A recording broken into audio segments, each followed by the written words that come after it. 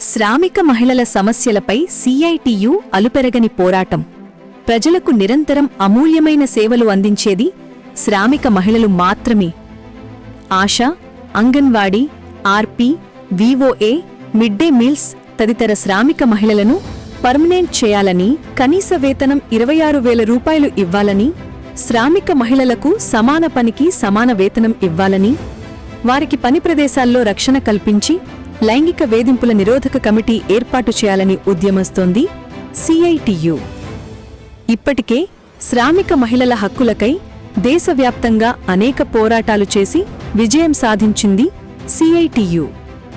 శ్రామిక మహిళల తరఫున గొంతెత్తి పోరాడుతున్న సిఐటియు 18వ అఖిల భారత మహాసభలను జయప్రదం చేయండి. విశాఖలో జనవరి 4న జరిగే మహాకార్మిక ప్రదర్శన, బహిరంగ సభకు వేలాదిగా తరలిరండి.